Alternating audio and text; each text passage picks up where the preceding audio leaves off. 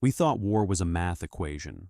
Calculate the shielding, measure the plasma output, plot the casualty projections, and accept the inevitable surrender. We had conquered 20 star systems with arithmetic. Then we met them. They didn't calculate.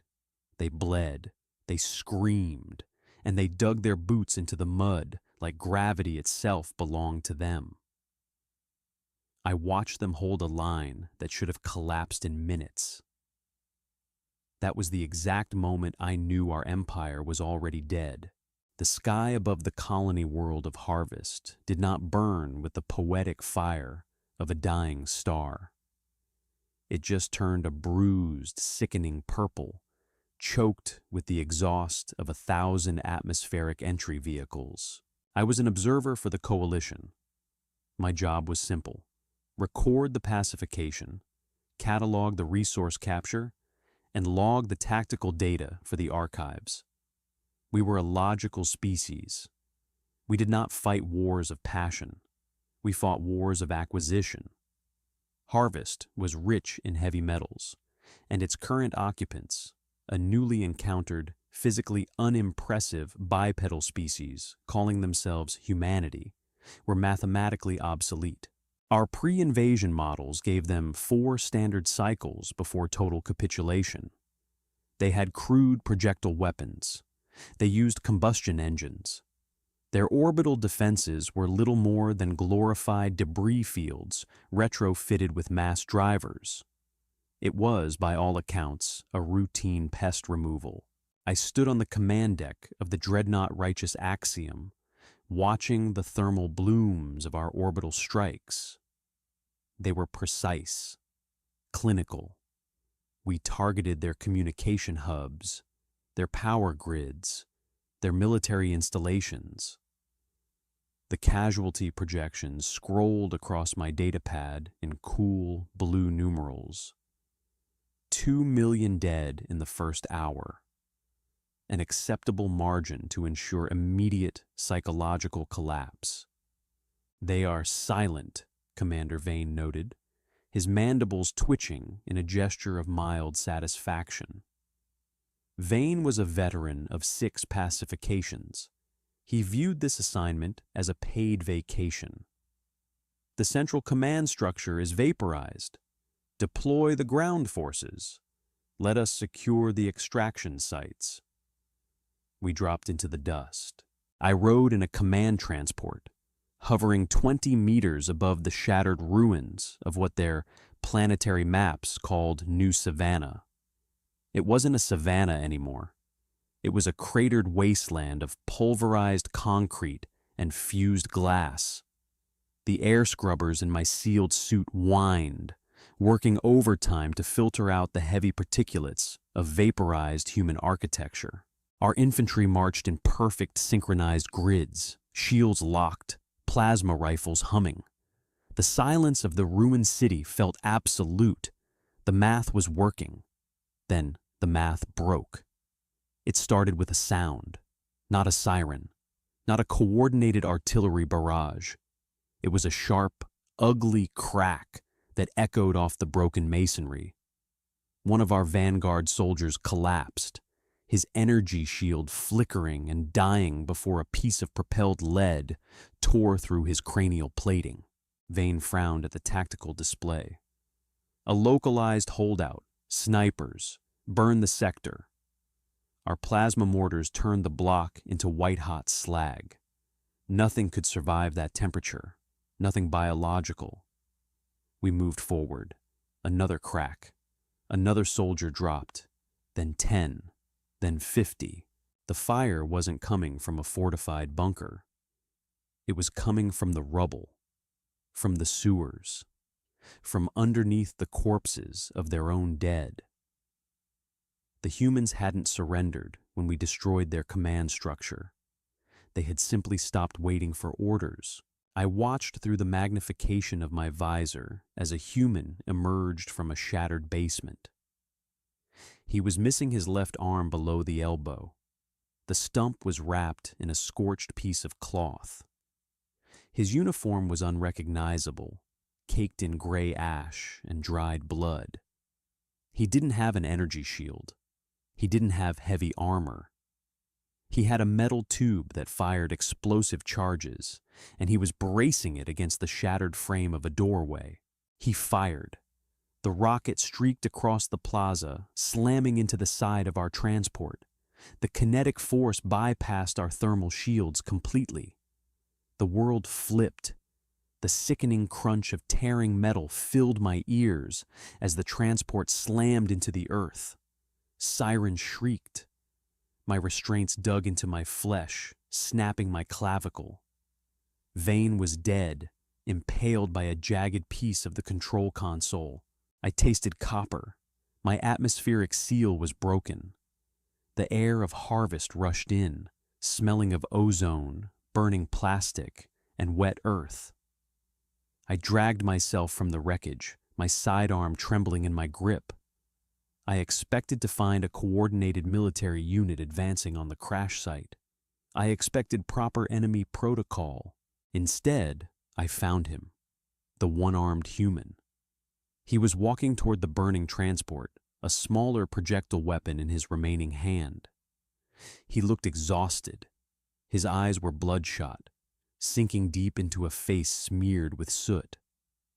He looked at Vane's corpse, then looked down at me. There was no battle cry, no grand speech.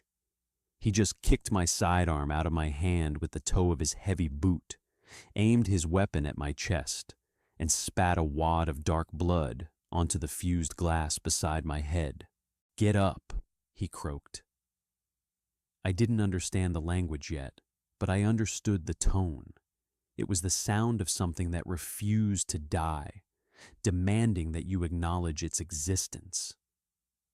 I stood, and for the first time in my life, the observer became the captive. They dragged me into the earth. Literally. The humans had abandoned the surface entirely. Beneath the ruins of New Savannah was a sprawling subterranean network of subway tunnels, maintenance shafts, and hastily excavated dirt trenches. It was dark, illuminated only by flickering, low-wattage emergency lights strung up by fraying extension cords. The smell was the first thing that assaulted my senses. The coalition lived in sterilized environments. Our ship smelled of recycled oxygen and citrus-scented chemical cleaners. This place smelled of unwashed bodies, gangrenous flesh, stale smoke, and fear. It was a suffocating, deeply organic stench. My captor, the one-armed man, shoved me into a wide chamber that used to be a transit hub. The tiled walls were cracked, plastered with faded advertisements for consumer goods that no longer existed. Now, it was a triage center and a command post rolled into one. "Look what I found crawling out of a downed bird," the man grunted, pushing me forward. A larger human looked up from a folding table covered in crude paper maps. His name tag read, Carter. He had a thick, unkempt beard and a deep scar cutting across his left cheek. He was smoking a small cylinder of dried leaves, blowing the carcinogenic vapor into the damp air. "A suit," Carter rasped. His voice sounded like grinding stones. "Doesn't look like they're trigger pullers." "He was sitting in the back of the transport, looking at a data pad," the one-armed man said. Carter walked up to me. He didn't look angry. He looked profoundly tired. He reached out and tapped the coalition insignia on my chest plate. "You guys," Carter said, "are a real pain in the ass." They didn't torture me. They didn't even formally interrogate me. They just stripped me of my communications gear, bound my hands with coarse synthetic rope, and chained me to a rusted pipe in the corner of the room.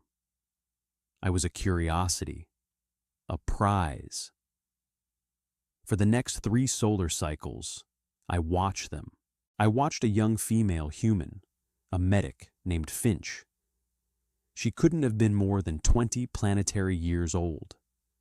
Her hands were permanently stained a dark, rusty brown. I watched her operate on a soldier whose legs had been cleanly severed by a plasma sweep. They had no anesthesia left. None. In our military, a soldier with that level of trauma would be instantly euthanized by an automated medical drone. It was the logical choice. Why expend resources on a unit that could no longer fight and was suffering immense pain? Finch didn't euthanize him. She clamped his arteries while he screamed. 4 other humans held him down. Carter knelt by his head, forcing a piece of hardened leather between the man's teeth so he wouldn't bite his own tongue off. Carter spoke to him the whole time. Not about the war, not about duty. Hold on, Jefferson. Just hold on. We're going to get you a mechanical rig. You're going to walk into O'Malley's pub and you're going to make them buy you drinks for the rest of your miserable life. Focus on the beer, Jefferson. Focus on the beer. Jefferson lived. He shouldn't have. Biologically, the shock alone should have stopped his heart. But he lived. And 2 days later, I saw him sitting up against a wall, assembling explosive charges with shaking, pale hands. It made no sense. I spoke to Carter on the 4th day. My translation implant had finally parsed enough of their localized syntax to allow for communication. "Why do you persist?" I asked him. My voice echoed slightly in the damp tunnel. Carter was cleaning a heavy kinetic rifle with a dirty rag. He paused, looking over at me. "You talk. I am an observer. I process data. Your actions run contrary to all established survival metrics. Your military infrastructure is gone. Your planet is blockaded. We control the orbital space. Every mathematical probability dictates your extinction within the month. Surrender would guarantee a minimal casualty rate for your civilian population." Carter stared at me. Then he let out a short, harsh bark of a laugh. "Math," he said, shaking his head. He resumed cleaning the rifle. "You guys look at a spreadsheet and think you know how the universe works." "Numbers do not lie," I replied, stating a fundamental truth of the coalition. "Maybe," Carter muttered. He slammed the bolt of the rifle forward. The sharp metallic clack made me flinch. But numbers don't have a hometown. Numbers didn't watch their kid sister get vaporized because some gray-skinned prick up in orbit pressed a button. "You want to know why we don't surrender?" He stood up, walking over to me. He leaned in close. I could smell the stale tobacco and the metallic tang of old blood on his breath. "Because we hate you," Carter whispered. "It's not about winning anymore. We know we're probably dead, but we are going to make you bleed for every single inch of dirt on this miserable rock. We're going to make taking this planet so expensive, so unbearably painful, that whoever sent you will choke on the bill." He walked away, leaving me chained to the pipe. I recorded the conversation in my internal memory banks. I categorized it under psychological anomaly. I still believed in the math. I still thought they were just a desperate, dying animal thrashing in the jaws of a predator. I didn't realize they were the predator. The coalition grew tired of the sniper fire and the improvised explosives. They decided to crack the Earth open. The assault began at 0400 hours, local time. It wasn't an infantry push. It was a localized orbital barrage using deep-core seismic penetrators. The ceiling of the transit hub buckled. Dust poured down in thick, choking sheets. The lights flickered and died completely, plunging us into absolute darkness, save for the strobing red glare of a single emergency battery lamp. The ground heaved. I was thrown against the wall, the rusted pipe groaning under the strain of my chain. Humans scrambled in the dark. There was panic, yes, but it was organized. They were grabbing their kinetic weapons, their heavy repeaters, their crude blades. "They're breaching!" someone screamed from down the tunnel. "Sector 4, plasma cutters burning through the blast doors." Carter was immediately on his feet. He didn't issue a grand, inspiring command. He just racked his weapon and yelled, "If it glows, kill it!" The blast door at the end of the main tunnel blew inward. The sheer heat of the explosion washed over the room, singeing the fine hairs on my face. Through the smoke, the coalition shock troops entered. They were beautiful in a terrifying mathematical way. Towering figures encased in polished white armor, their energy shields shimmering like liquid glass. They moved in perfect unison, firing concentrated bolts of superheated plasma that vaporized concrete and flesh with equal ease. The humans returned fire. The deafening roar of kinetic weapons in an enclosed space was physically painful. Bullets sparked and ricocheted off the coalition shields. For a moment, the math held. The humans were outgunned. They were firing primitive lead at advanced energy fields. A plasma bolt caught a young private in the chest. He evaporated from the ribs down, his top half hitting the floor with a wet thud. Finch ran toward him, screaming his name, but there was nothing left to save. "Focus fire!" Carter roared over the din. "Hit the vanguard!" The humans concentrated their fire on a single coalition soldier. Hundreds of rounds slammed into his shield in seconds. The shield flared bright blue, whining under the kinetic stress, before finally shattering with a sound like breaking glass. The next dozen rounds tore through the white armor, dropping the soldier into the mud. It was a small victory, but it cost them dearly. The coalition troops advanced, laying down a suppressing fire that chewed the barricades to dust. The humans were running out of ammunition. I could hear the desperate clicks of empty weapons. They were going to be overrun. This was the end, the logical conclusion. I watched a human named Hayes, a boy who had been trembling in the corner just an hour before, drop his empty rifle. He didn't raise his hands. He didn't cower. He reached to his belt and pulled out a trench spade, a simple, sharpened piece of flat metal on a wooden handle. He screamed. It wasn't a battle cry. It was a guttural, primal noise that sounded like a wounded animal backed into a corner. Hayes charged. He ran directly into the plasma fire. A bolt grazed his shoulder, instantly cauterizing a deep groove of flesh. But he didn't stop. He slammed into the nearest coalition soldier, using his momentum to drive the heavy edge of the trench spade into the narrow gap between the soldier's helmet and chest plate.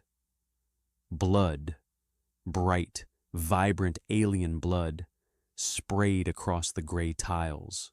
The sight of it broke something in the room. The humans didn't retreat.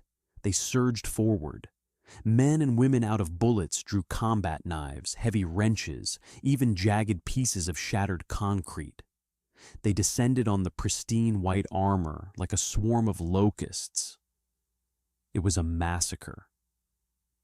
But not the one I had calculated. I watched Carter tackle a coalition shock trooper.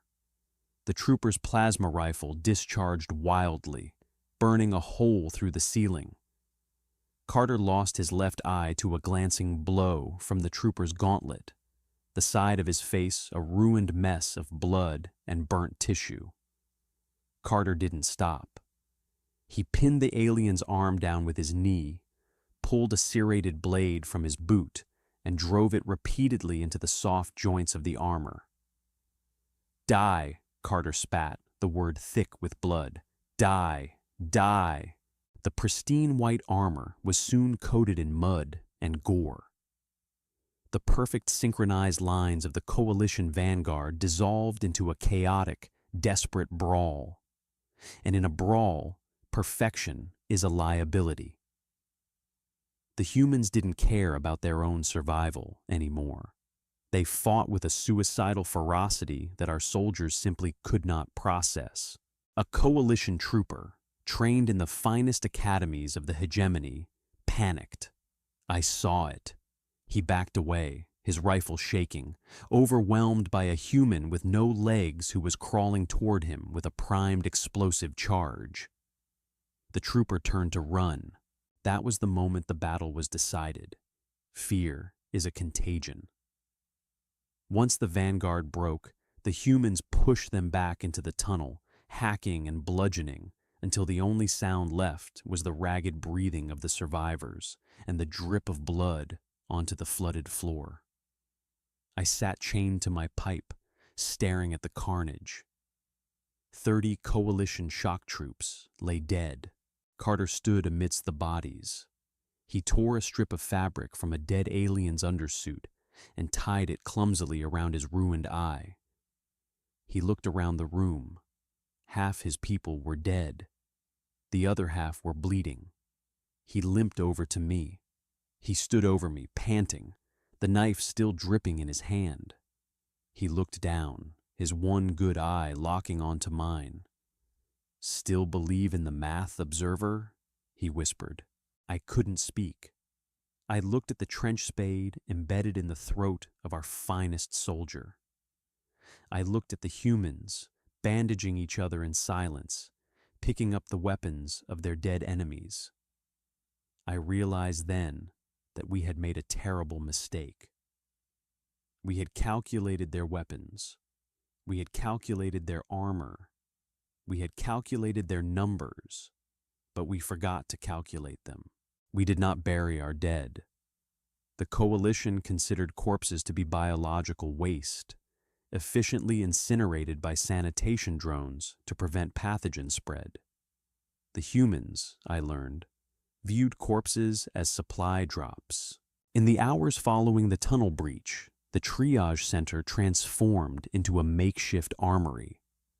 The stench of ozone and scorched meat lingered, but the humans worked through it with grim, mechanical efficiency. They stripped the white ceramic composite plates from the fallen shock troops. They pried plasma rifles from stiffened three-fingered grips. They scavenged power cells, tearing them out of the armor's backplate housings with heavy wrenches and brute force. I was no longer chained to the pipe. Carter had unclipped me, shoving a heavy canvas sack into my hands. "You want to eat our rations, you carry the salvage," he had muttered, his voice muffled by the blood-soaked rag wrapped around his ruined eye. I complied. I was a prisoner, but I was also a pragmatist. My species did not possess a warrior ethos.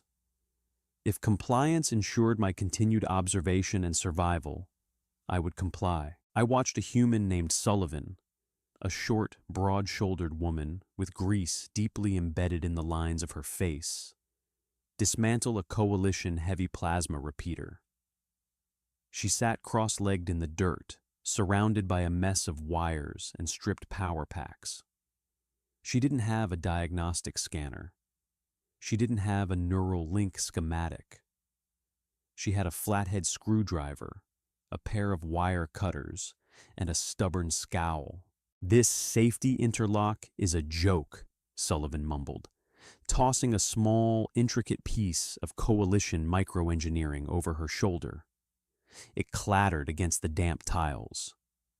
"They route the thermal exhaust right past the primary capacitor. If I bypass the limiter and cross-wire the trigger assembly..." She stripped a copper wire with her teeth, spat out the plastic casing, and twisted it around a glowing blue power conduit. Sparks showered her lap. She didn't blink. "You will induce a catastrophic feedback loop," I warned her, stepping closer, genuinely concerned for the structural integrity of the cavern. The weapon will detonate in your hands. Sullivan looked up at me. Her eyes were hard, the color of crushed slate. Only if I hold the trigger for more than 3 seconds, Suit. Short, controlled bursts. It'll handle the heat. The risk of vaporization is 74%. Yeah, well, the risk of getting shot in the face if I don't have a gun is 100%, Sullivan replied. She slammed the casing back together and wrapped it tightly in black adhesive tape. She lifted the weapon. It was ugly now. The sleek aerodynamic lines of Coalition design were ruined, replaced by a brutalist, jury-rigged aesthetic. But when she squeezed the trigger, a beam of superheated plasma, twice as thick and violently unstable as its original output, scorched a hole through the concrete wall. Sullivan smiled. It was a terrifying expression. Math that, you bastard. That was the anatomy of human spite. They did not just want to survive. They wanted to take the tools of their oppressors, break them, twist them, and use them to inflict maximum suffering. I sat near the perimeter later that cycle, chewing on a chalky, flavorless protein bar. Finch, the young medic, sat near me. Her hands were shaking. The adrenaline from the breach had faded, leaving behind the profound, crushing weight of exhaustion.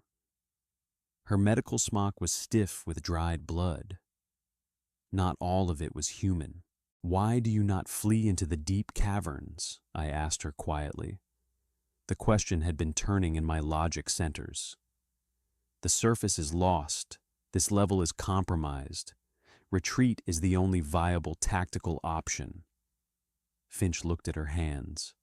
She rubbed her thumb over a dark stain on her knuckles. My brother is up there, she said. Her voice was thin, fragile, but it did not break.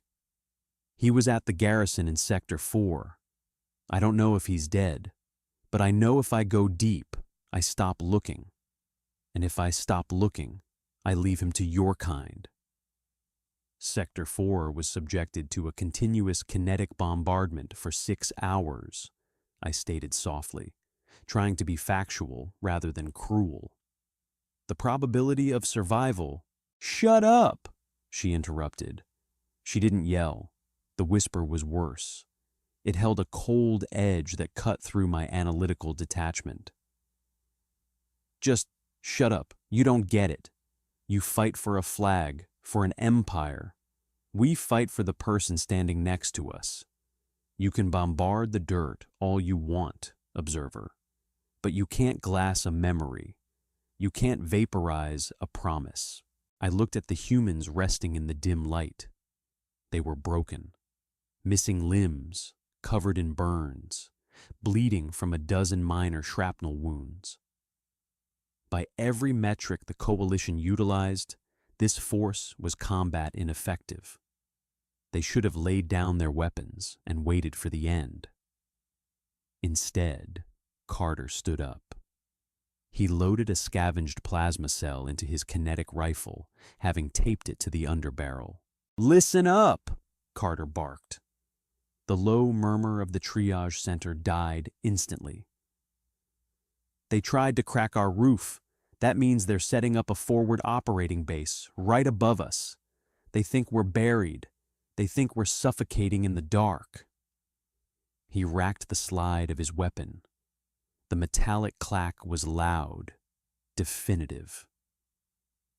"Let's go show them what crawls out of the grave." We moved upward through the arteries of a dead city. The ascent was agonizing. The humans utilized forgotten maintenance shafts and crumbling service ladders that groaned under the weight of their scavenged gear. I climbed with them, my breath hitching in my chest. The atmospheric scrubbers in my suit were failing, forcing me to breathe the raw air of harvest. It tasted of ash and copper. Carter took point. Sullivan trailed behind him, lugging the violently modified heavy plasma repeater. There were 40 humans in total, a ragged, desperate militia moving to assault a fortified coalition command structure. It was tactical suicide. We reached a heavy grating that opened into the sub-basement of a ruined commercial spire. Carter pushed the grating aside, slipping into the shadows. We followed. When we finally reached the surface, the sky was bleeding. The orbital bombardment had ignited the upper atmosphere, staining the clouds a deep, bruised crimson. Ash fell like gray snow, coating the shattered concrete and twisted rebar of New Savannah. In the center of the devastated plaza, the coalition had established their FOB. It was an imposing structure of modular white alloy, surrounded by humming energy shields and automated heavy plasma turrets. Tall communication spires pierced the ruined skyline, broadcasting our dominion to the stars. Dozens of shock troops patrolled the perimeter. Cargo transports descended from orbit, dropping heavy munitions and armored walkers to secure the sector. We were crouched in the skeletal remains of a parking garage, 300 meters away. "Look at them," a human named Cross whispered. He was missing 3 fingers on his left hand, the stumps wrapped in dirty gauze. "Strutting around like they own the place." Carter pulled a pair of cracked binoculars to his face. "Automated turrets on the north and south flanks. Shield generator is central, locked behind the heavy armor. They've got a supply depot near the landing pad. That's our target." "We can't breach the main shield, Carter," Sullivan muttered, wiping sweat from her forehead. "Even with this rigged repeater, I'll only dent it before they glass us." "We don't need to breach the shield," Carter said. A grim smile tugged at the unscarred half of his face. "We just need to make them turn it off." The plan they formulated was so primitive, so inherently chaotic, that my tactical subroutines crashed trying to simulate it. There was no synchronized assault. There was no calculated flanking maneuver. There was only raw, unadulterated diversion. Cross and 3 others slipped away into the ruins, carrying bags heavy with unexploded ordnance they had dug out of the rubble. Dud plasma mortars and cracked kinetic shells. We waited. The ash fell. My dual hearts pounded against my ribs. I realized with a sickening jolt that I was afraid. Not of the humans, but of the white armor in the plaza. If I was spotted alongside them, I would be classified as compromised and executed on sight. I was a part of the mud now. 10 minutes later, the northern sector of the ruined city erupted. It wasn't a precision strike. It was a massive, dirty explosion that threw a column of black smoke and pulverized concrete hundreds of feet into the crimson sky. The ground shook violently. The coalition FOB reacted instantly. Sirens wailed. The automated turrets swiveled northward. 2 squads of shock troops, moving with that terrifying, synchronized perfection, broke off from the perimeter and advanced toward the smoke to eliminate the threat. "They're taking the bait," Carter hissed. "Wait for it." The humans held their breath. They were perfectly still, like predators waiting in the tall grass. Then a second explosion rocked the southern flank. Cross had rigged a chain reaction using the city's ruptured subterranean gas lines. A massive geyser of fire tore through the street, engulfing a hovering coalition transport. It fell from the sky, a flaming wreck of twisted metal, crashing violently into the outer perimeter of the FOB. The shields flared brightly, absorbing the kinetic impact of the crash, but the strain was immense. "Sullivan, now!" Carter roared. Sullivan stepped out from the cover of the concrete pillar. She hoisted the heavy modified repeater to her shoulder, braced her feet in the ash, and pulled the trigger. The weapon shrieked, It wasn't the clean, high-pitched hum of coalition weaponry. It sounded like a dying animal. A thick, unstable beam of blinding blue plasma tore across the plaza. It hit the flickering energy shield directly in front of the supply depot. The modified beam didn't penetrate. It spread. The sheer, unregulated thermal output overloaded the localized shield emitters. The transparent blue barrier turned a violent violet, whined in a high-pitched frequency that rattled my teeth and then shattered. "Move! Move! Move!" Carter bellowed. The humans surged forward from the parking garage. They didn't run in a straight line. They moved like water, erratic and fluid, darting from crater to crater. The remaining coalition troops opened fire. White-hot plasma cut through the ash, vaporizing concrete and flesh. I saw a human woman vaporized mid-stride, her kinetic rifle clattering uselessly to the ground. But the others didn't stop. They stepped over her ashes and kept running. They reached the supply depot.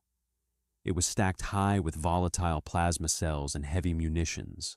A coalition shock trooper, massive in his heavy assault armor, stepped from the depot to intercept them. He raised a heavy cannon, sweeping the area.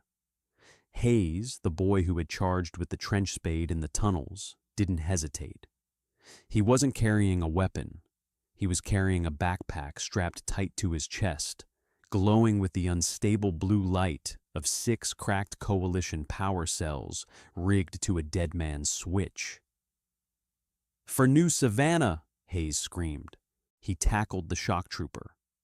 The impact didn't move the heavily armored alien, but Hayes wrapped his arms around the trooper's midsection, burying his face into the chest plate. He let go of the switch.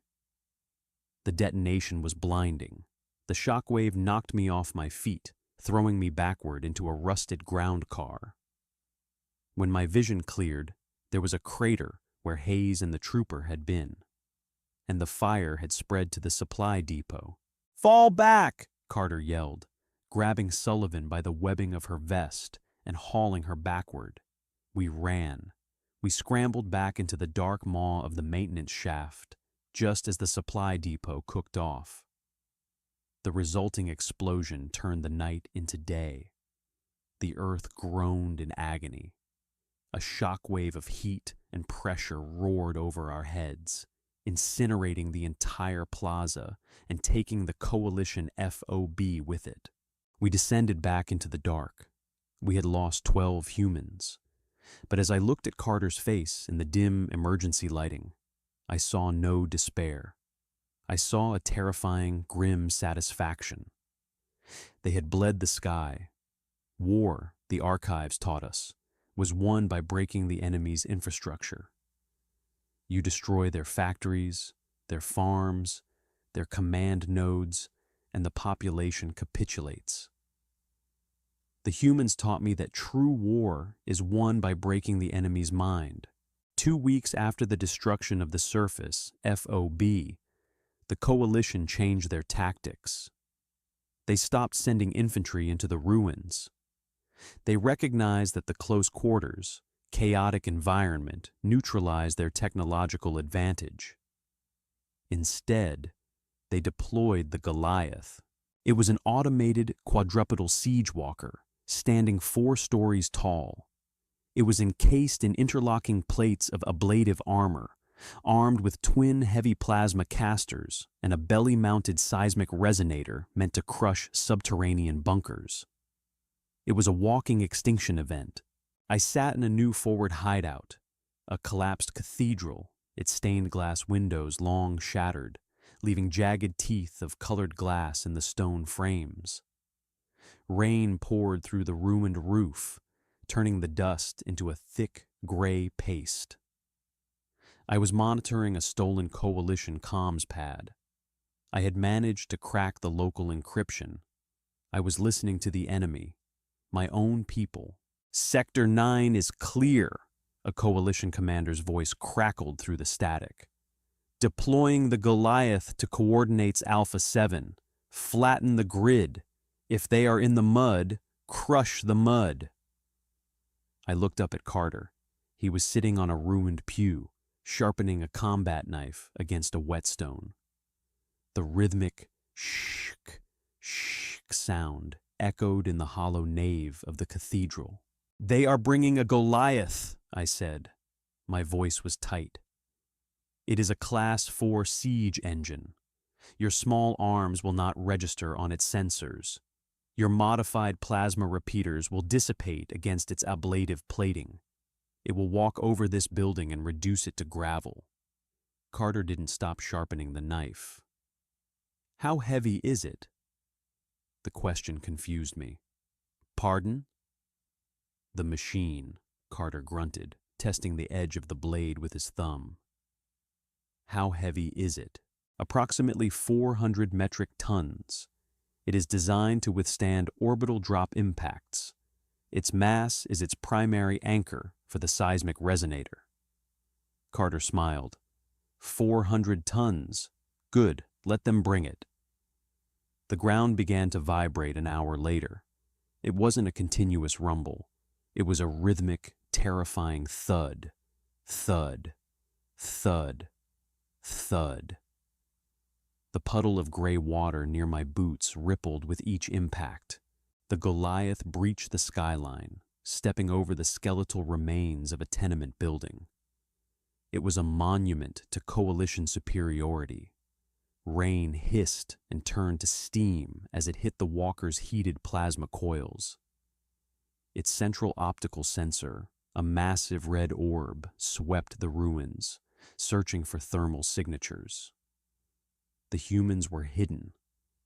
They had smeared themselves in the thick, cold mud of the ruins to mask their body heat. They waited in the shattered basements and behind collapsed walls. The Goliath stepped into the open thoroughfare leading to the cathedral. It was a wide, paved avenue that had survived the bombardments relatively intact. "Wait for it," Carter whispered into his comms. The machine took another step. Thud. The heavy clawed foot drove deep into the pavement, cracking the ancient asphalt. "Now," Carter said softly. He didn't detonate an explosive. He didn't order a barrage. He pressed a simple analog detonator that sent a signal down a spool of copper wire. A mile away, at the city's ruined reservoir dam, a series of shaped charges blew. I knew about the dam. The coalition had ignored it, deeming the stagnant water supply irrelevant to the pacification effort. The sound arrived before the water. It was a deep, guttural roar that vibrated in my chest cavity. Then I saw it. A wall of churning, black water, carrying entire cars, slabs of concrete, and twisted steel beams, surging down the sloping avenue directly toward the Goliath. The walker's sensors detected the anomaly. Its massive hydraulic legs shifted, attempting to brace against the incoming kinetic force. But you cannot brace against an ocean. The floodwater slammed into the Goliath. The 400-ton machine shuddered violently. The ablative armor, designed to deflect superheated plasma, was useless against the sheer, crushing mass of 1,000,000 gallons of water and debris. A concrete pillar, riding the crest of the wave, slammed into the walker's front left knee joint. Metal shrieked. Sparks showered over the churning black water. The Goliath's leg buckled. The machine tilted dangerously, its stabilization thrusters firing in a desperate attempt to maintain balance. The massive chassis groaned. "It's off balance!" Carter yelled over the roar of the flood. "Hit the joints! Break its knees!" The humans emerged from the mud like vengeful spirits. They didn't aim for the heavy armor. They aimed for the exposed hydraulic lines and articulating joints that were currently screaming under the stress of the walker's shifted weight. Sullivan fired her modified repeater.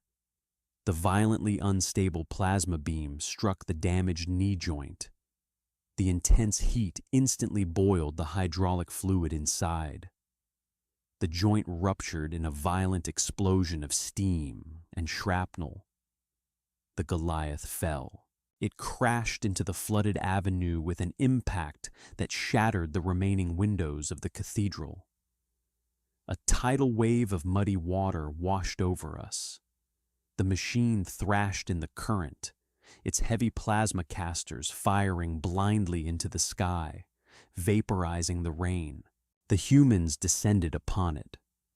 They waded through the waist-deep, rushing water, carrying thermal charges, scavenged plasma cutters, and heavy kinetic rifles.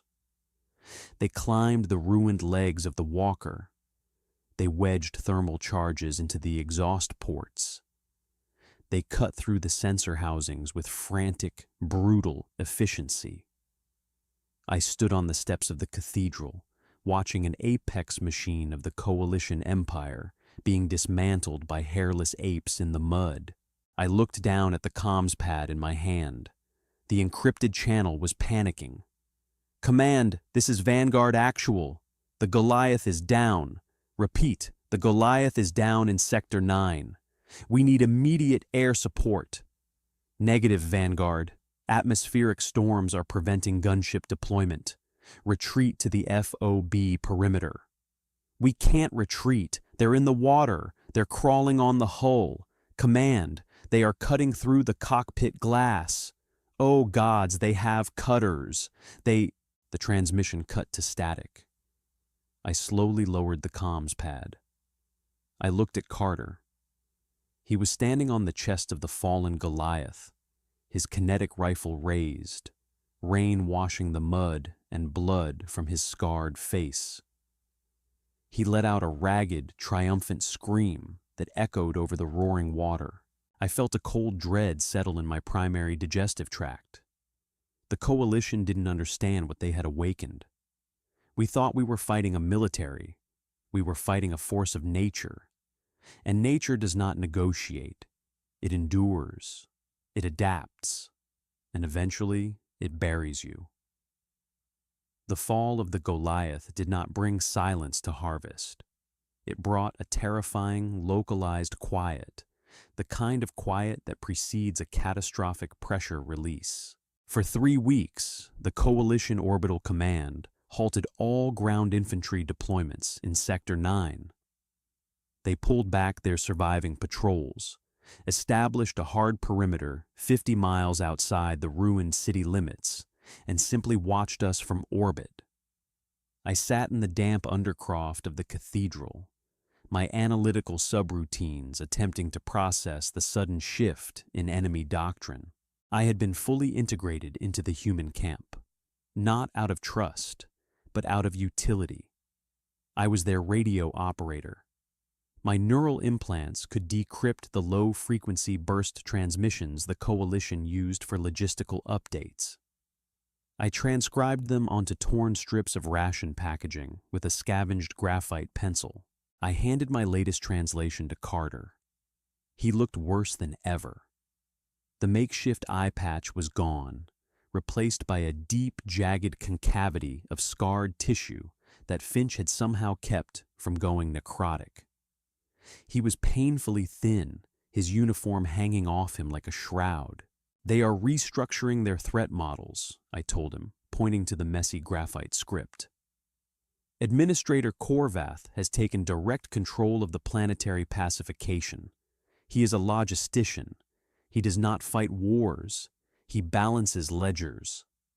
Carter coughed, a wet, rattling sound. "What does the ledger say, Suit?" "It says you are an unacceptable deficit."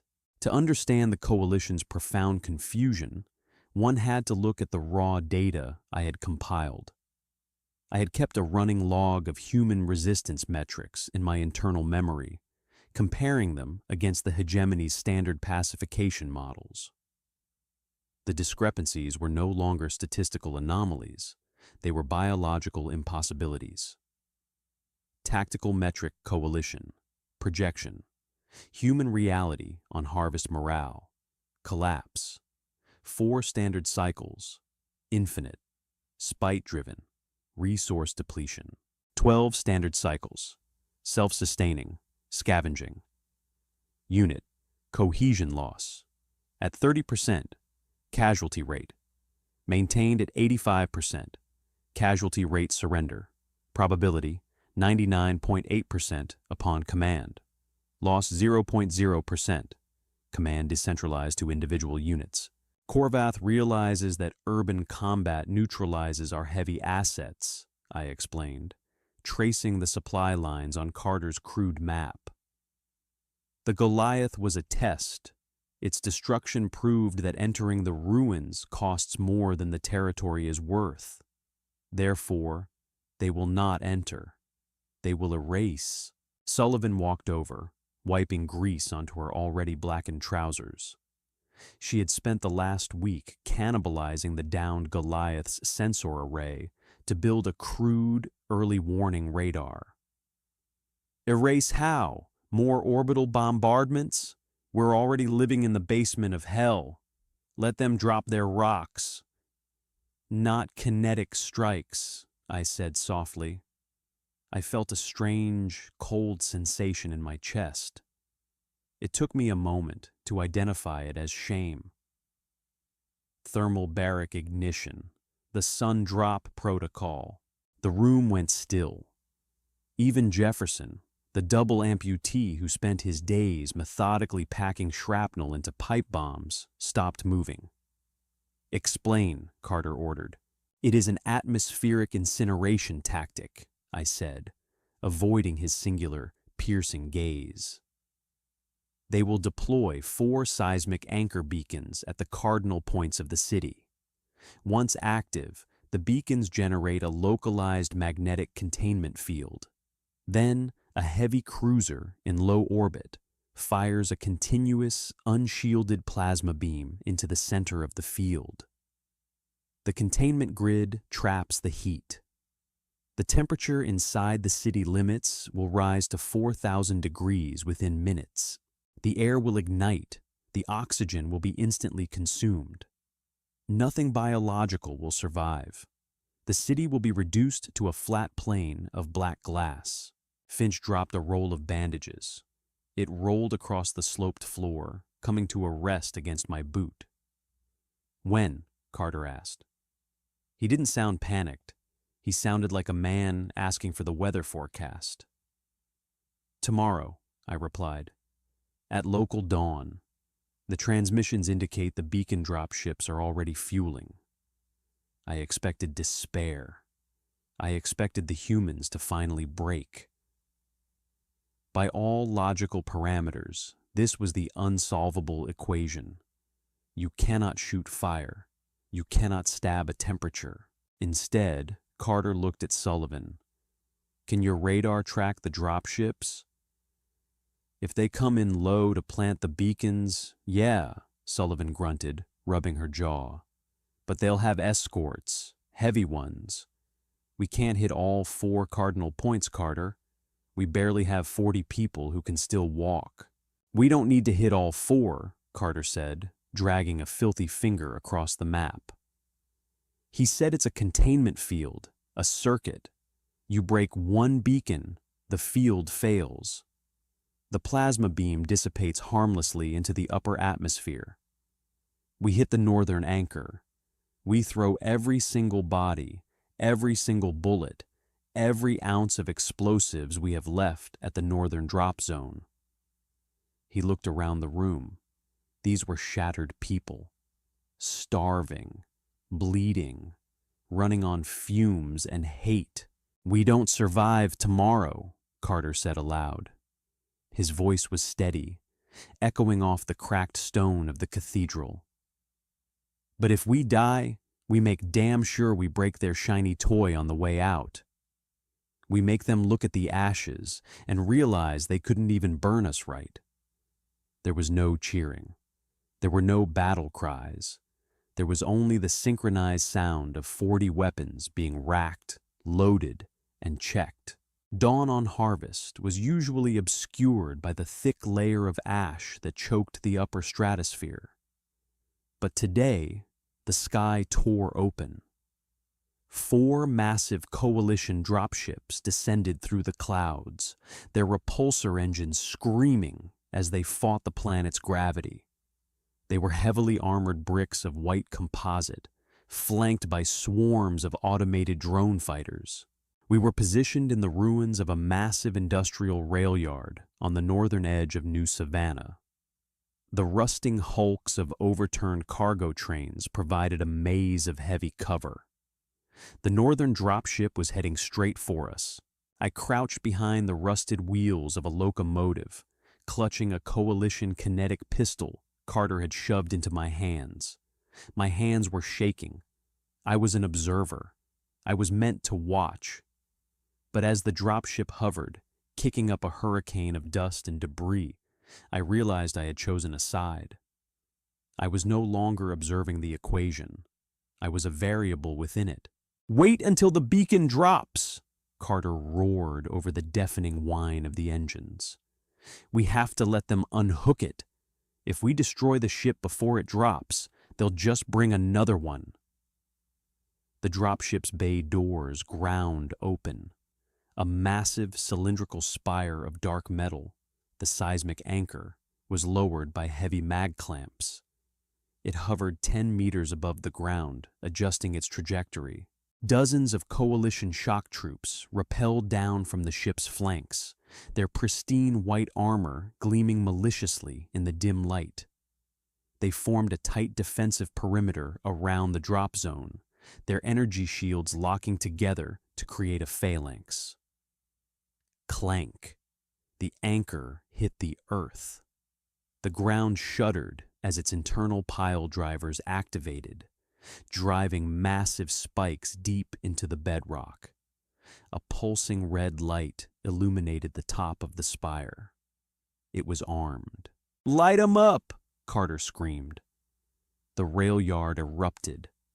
The humans unleashed everything they had hoarded for the past month. Jefferson had rigged the overturned train cars with directional mines. He detonated them simultaneously. A wave of shrapnel and fire washed over the coalition phalanx. The energy shields flared and whined, deflecting the brunt of the blast, but the sheer kinetic force knocked several shock troops off their feet. That was all the opening the humans needed. They charged out from the rusted trains. It was a slaughter. The automated drone fighters swarmed down from the sky, their light plasma repeaters tearing through the human ranks. I watched a man named Briggs, a former schoolteacher who had spent the last 3 weeks rationing out our meager water supply, get stitched across the chest by drone fire. He didn't even scream. He just folded backward into the dirt. "Anti-air!" Sullivan bellowed. She hauled her modified heavy repeater onto the roof of a train car. She didn't aim at the troops. She aimed at the sky. She held the trigger down. The unstable blue beam lashed out like a whip, slicing through the air. It caught 3 drones in a single sweep, their chassis instantly melting into slag. But the weapon was overheating. The blue coils on the barrel turned white hot. "Sullivan, it's critical!" I screamed from my cover, my optical sensors flashing warning runes at the thermal output. She didn't stop. "Keep moving, Carter!" she yelled, her face illuminated by the blinding light of the failing weapon. The repeater detonated. The explosion took the roof off the train car and vaporized Sullivan instantly. There was no body left to recover, just a scorch mark on the rusted metal. But her sacrifice had cleared the sky long enough for the human infantry to reach the phalanx. The battle devolved into the horrific, close-quarters brutality I had witnessed in the tunnels, but amplified by the desperation of absolute finality. Carter was a demon in the ash.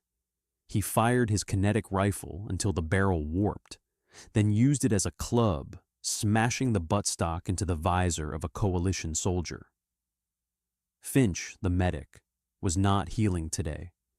She had a scavenged plasma cutter. She slid under the locked shields of the vanguard, driving the searing beam upward through the unarmored joints of a soldier's thigh plating. Blood and steam hissed into the air, but they were dying. For every coalition soldier that fell, 2 humans were cut down. The math was finally reasserting itself. The numbers were too vast. The technology gap was too wide. Carter pushed through the chaotic melee, his eyes fixed entirely on the pulsing red beacon of the seismic anchor. He had a satchel charge slung over his shoulder, 50 pounds of raw mining explosive packed with ball bearings.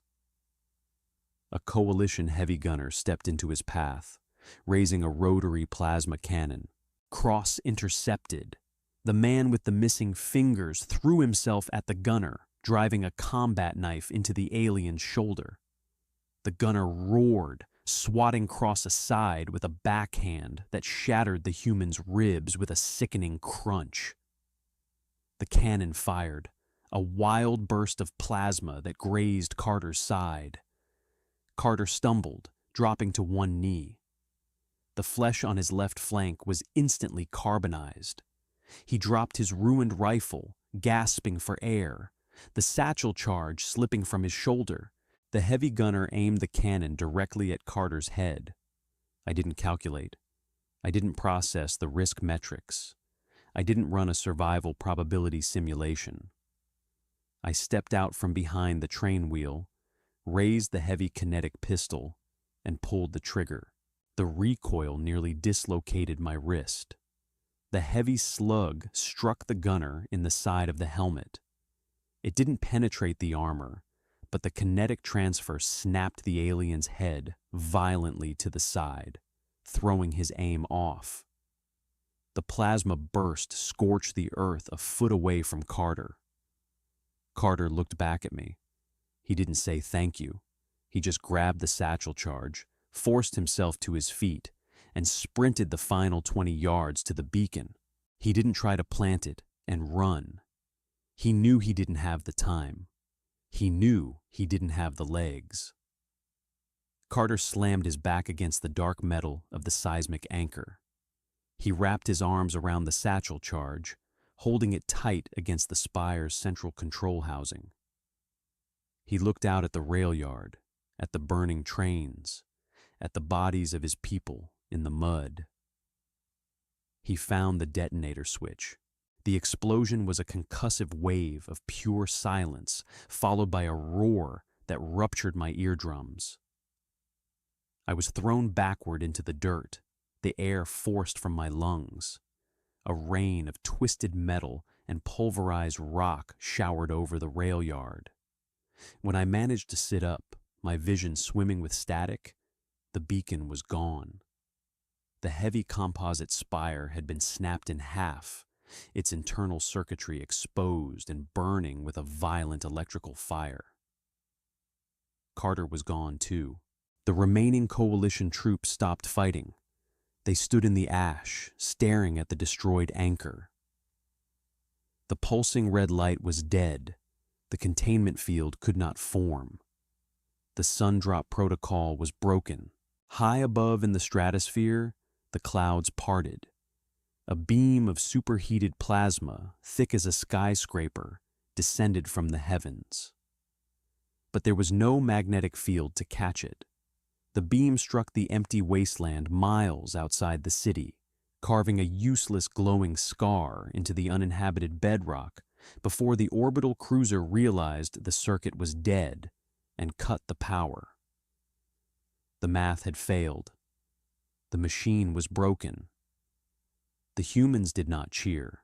In the archived holovids the Coalition used for mandatory military conditioning, victories were always punctuated by synchronized roars of triumph and the raising of polished banners.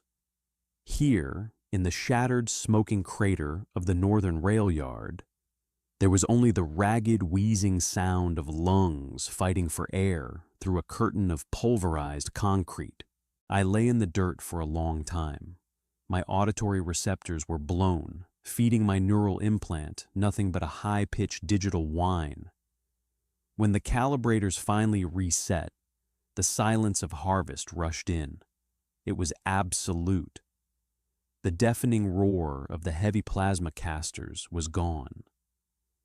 The rhythmic, earth-shattering thud of the orbital bombardment had ceased. There were only 11 humans left standing amidst the burning wreckage of the trains. 11. Out of the 40 who had marched from the cathedral. The surviving coalition shock troops, perhaps 20 of them, the hardened remnants of a vanguard that had conquered entire hemispheres on other worlds, did something I had never seen in the 6,000-year recorded history of our empire. They lowered their weapons. They did not check their energy reserves. They did not reestablish a tactical grid. They simply looked at the humans. They looked at Finch, who was kneeling in the mud beside Cross, her bloody hands resting uselessly on a ruined chest that no longer rose and fell. They looked at Jefferson, the double amputee, who had dragged himself to the edge of the crater where Carter had detonated the charge. The earth there was fused into rough glass from the heat. Jefferson just sat there, his dirty hands resting on the still warm ground, staring down into the dark pit as if waiting for Carter to climb back out and yell at them to keep moving. The white armor of the coalition soldiers was scorched black, cracked, and weeping vibrant alien blood. They were machines of flesh, programmed for perfection, and they had been broken by people who had nothing left to lose. The shock troops took a collective step backward, then another. They activated their encrypted recall beacons. Within minutes, the screaming whine of repulsor engines cut through the falling ash as 3 extraction shuttles dropped from the bleeding sky. The soldiers boarded in silence. They didn't secure the perimeter. They didn't attempt to recover the ruined, multi-billion credit seismic anchor. They just piled into the sterile bays of their ships and fled. I sat up, my joints screaming, my suit servos whining in protest. My translation implant crackled. It picked up a wideband, unencrypted broadcast cascading down from the dreadnought Righteous Axiom in high orbit. It was Administrator Korvath. His voice lacked the crisp, arrogant cadence of a coalition logistician. It sounded thin, hollow. All ground units, this is Command Actual. Cease pacification operations. Recall all assets to the primary fleet. The resource expenditure on harvest has exceeded acceptable operational parameters by 412%. The structural integrity of our surface logic is compromised. We are cutting our losses. This system is hereby quarantined. Let them have the dirt. They were retreating. The great coalition empire, the mathematical certainty of the cosmos, was abandoning a planet to a species that hadn't even mastered faster-than-light travel. They couldn't afford the blood.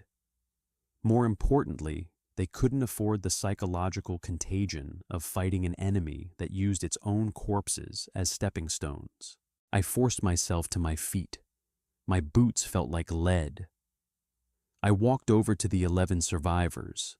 They were moving through the wreckage, their faces blank, their movements automated by shock and adrenaline withdrawal.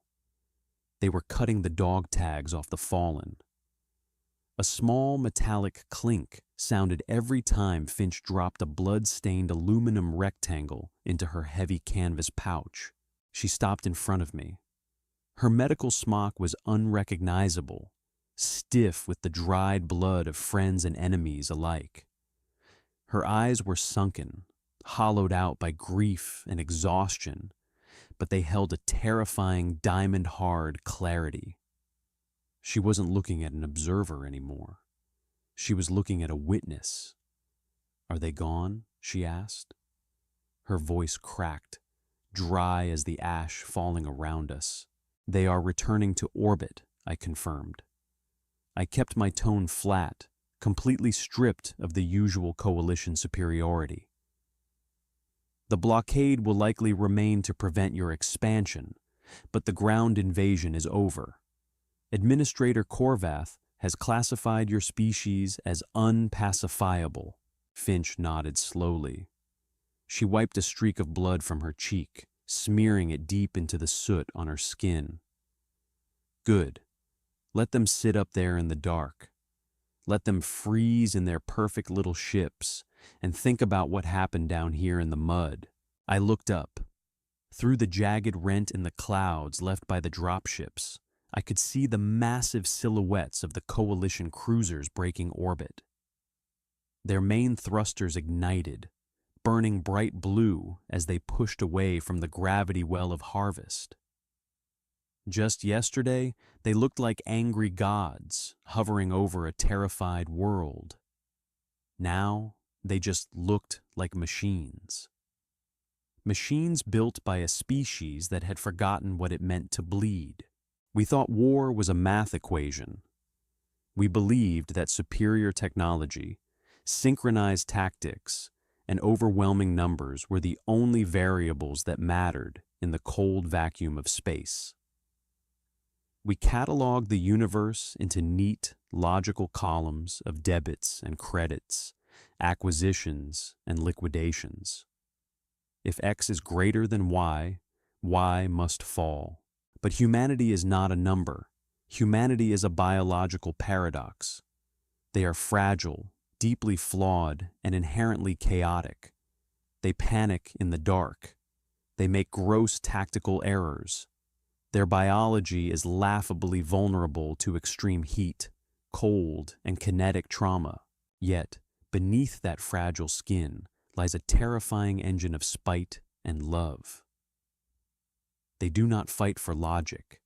They do not fight for a flag, or an empire, or an administrator's ledger. They fight for the person standing to their left. They fight for the memory of the dead.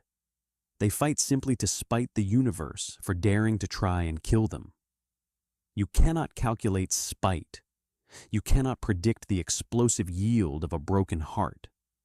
When you take away everything a human has, they do not default to zero.